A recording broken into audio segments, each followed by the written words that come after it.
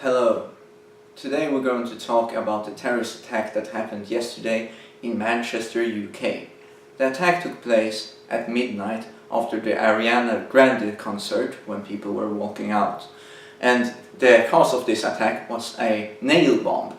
It's a bomb where you have nails that acts like sharpener to cause maximum amounts of damage to people. And it reportedly killed 22 people and 59 got injured. And most of the people that died and got injured was youth. As Ariana Grande is a celebrity that is aimed mostly towards youth. And now you might ask yourself, what are the media gonna say? What are the politicians gonna say? Well, as we learned from the last attack in London, the Westminster Bridge attack, they said that this is something they have to get used to, living in a big city. The media, they're gonna try at first to defend the identity of the attackers. They're gonna be, don't assume it's Muslims just because there was a terrorist attack, and and little do you know, the ISIS took responsibility for the attack yet again.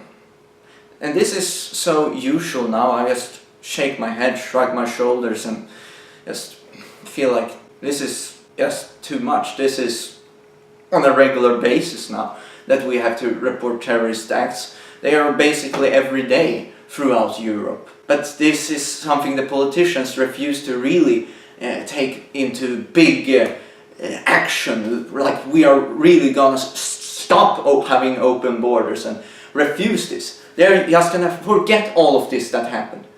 Like, where is the engagement?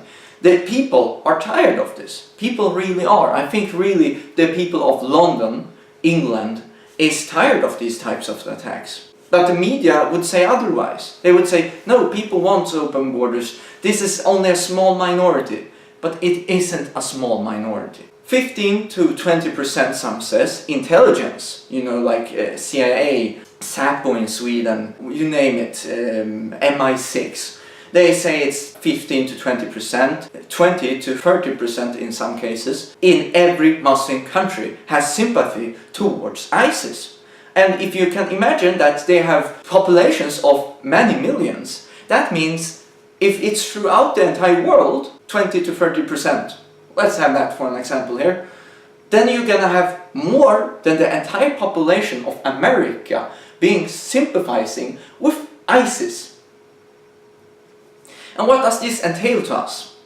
That these attacks, they will become more and more frequent as we bring in more and more people into our countries from these countries.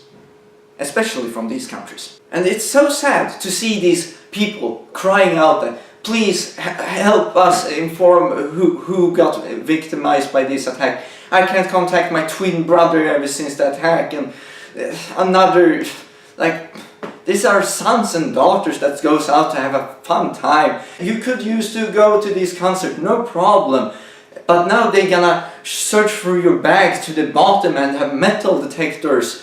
That's why they had to blow it outside, because they can't get into blowing the entire concert. Of course they would love to do that to cause more terror. Then of course, back in the day here in Sweden, you could freaking have a bike parked.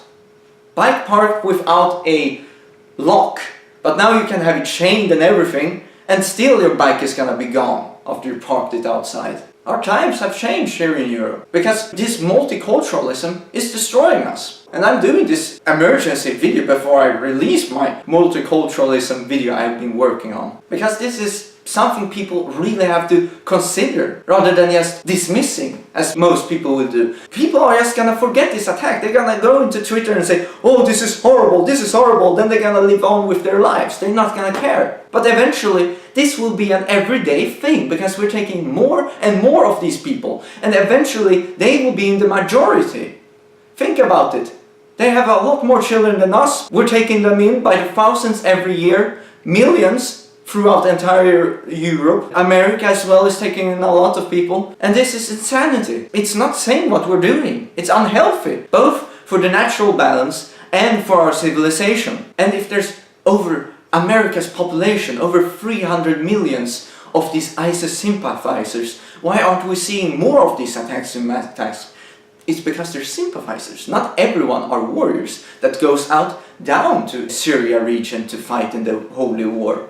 No, most of them sit in here, they sit in their countries, and they are like, you know, party goers, raising their hands, screaming Allah Akbar. Look for every rape event, look for every terrorist event. Whenever there's a live thing on an Arab app, they're gonna scream Allah Akbar. Fuck that whore, rape that whore, she deserves it. That's the things they're gonna yell, and believe me, they really do this. It's nothing made up. These people celebrate as we die. They celebrate in these terrorist attacks.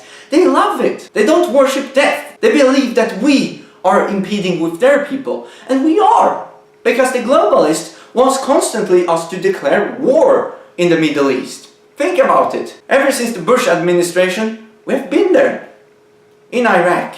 Iraq again. We removed Saddam. Move in a central bank. And in Syria, they try to go in there as well. Libya. And why? People are getting pissed off of this. Well, of course, it's quite simple. We are meddling in their affairs. We have soldiers there killing people, and of course civilians are getting casualties as well. And they get angry because they say, get out of our countries. And what do? Yes, we have garrisoned in every single of those countries with the Americans and the European coalitions. So they are getting pissed off at us. Likewise, we are getting pissed off at them. It's confusing. It really is. But it's simple. The globalists want to install their central banks. They want to destabilize the world and flood in immigrants into our countries to impoverish us. They want to create different demographics. They want to cause identity politics to take place through taking different people into our countries. We are being colonized. They are removing our ancient heritage from our countries. They're trying to conquer us this way. ISIS and fanatics have admitted they can't win over the Europeans in full-scale war. So instead they're gonna come in here and mate with us. They're gonna manipulate the thing that people say that we are infertile because we have a lot less children than they. They have perhaps 5 children per family and we have 2. So, you know, we go 1 times 2 times 2 times 2. We're gonna be at 60 something. And they're gonna go 1 times 5 times 5 times 5 times 5. They're gonna be at 3,600 something. It's insane. But this thing is going on, and Erdogan is sharing also, oh yeah, have 5 children each in each family, then cause violent riots and rape people, you know, cause chaos. These are people calling for our destruction, openly. What we have to do is pull out of the Middle East and stop interfering with every single thing. They're sovereign nations, they can take care of themselves. ISIS grew because of the void that was left in Iraq.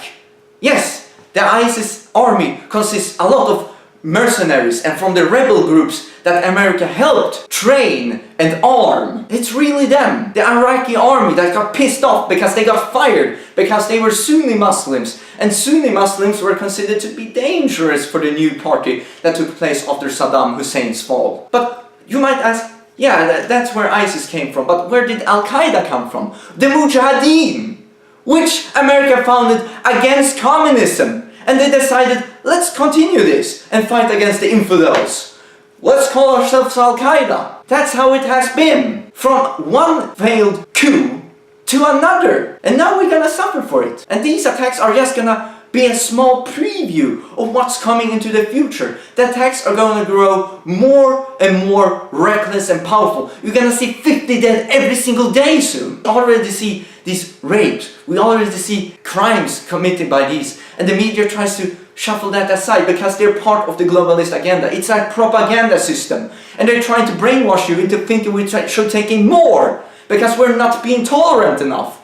It's insanity. People have to wake up. Because if people don't wake up, then you can kiss your ass goodbye, because this Europe you used to know is never gonna be seen again. Because you're gonna be tolerant to those intolerant to you. And through that they will destroy you. And with the destruction of the tolerant people in the first place, tolerance itself will die out. And there will be nothing left of this Europe. There will only be Islam. And see where the women's rights will go. The feminist that protects Sharia. It's insanity. Sharia is the oppression of women. In the first place, look at Syria, what women does when they're liberated from ISIS. They took off their hijabs and throw it in a pile of fire and burn it. They spit on it. They stomp on it. It's freaking terrorism. Oppression. It's nothing free. We in the Europe are free. We in America are free. The Western world is free. The Middle Eastern isn't.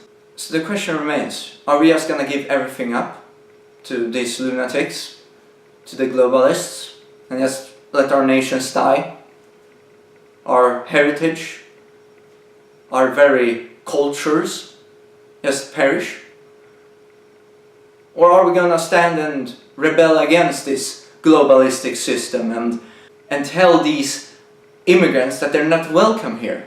Because this is our countries, and rather than bringing everyone into Europe and America, that will tell them, you know, we're gonna come and help you where you live, but we're not gonna take you in here.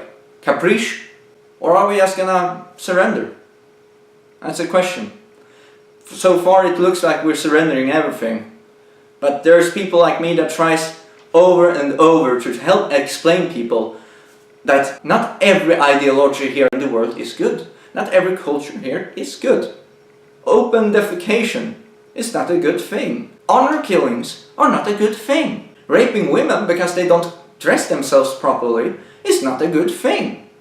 But yet we stand at these constant questions and ask ourselves, why are these things happening? And we are constantly gonna be denounced by the lunatic raving left, the new feminists, because they're not defending women like they used to. And all other identity politics groups that we certainly don't need here in our native homelands. But of course they're not our native homelands, because globalism has demanded that it is multicultural. Things to consider in the future: not invading the Middle East or any country because of regime change, rather working with them diplomatically, trying to encourage them not to engage into these wild things. Destroying a regime will cause a void in the country, instability, and people will get killed and extremists will arise, because in anarchy new governments will take place, such as ISIS, etc. We need to shut our borders and tell them, no, these are our countries, and we intend to keep it that way. And tell our politicians, we had enough of this. We're not gonna elect you anymore, and we want justice for our people. And search for those that commit criminal acts that are immigrants and deport them, and especially those that sympathizes ISIS, because they don't belong here if they don't want to belong with us in the first place. Because we can't accept a culture that calls for our deaths, that says that the food we eat are unholy and we should be demonized for it. Rape our women and children. We can't accept that ever. And say that there can only be one totalitarian faith throughout the entire world. Because, well, then we're inviting Hitler back in, we're inviting communism back, those totalitarian ideologies, along with Islam. My prayers goes out to those of the Manchester attack and all other victims that have been attacked by this, because it has to end, and I'm not gonna be silenced because of political correctness or scared of these terrorist scumbags, because they are just worshipping a man. They're not worshipping God, they're worshipping a man who wanted mass destruction and attention, banged his head towards the sands, ordered his men to execute people in the name of Allah. He was a pedophile that married a 6-year-old girl and had multiple wives. It goes without saying, it's not a religion that really fits in here. And people need to realize this sooner rather than later, rather than just dismissing this as a false fact, being subjective, because this is not subjective, it's a fact. There's millions of these people that wants us dead, and they're gonna keep trying until we will push back. Thank you for listening, and I wish those that have lost their lives that it won't have been for nothing. Thank you for listening.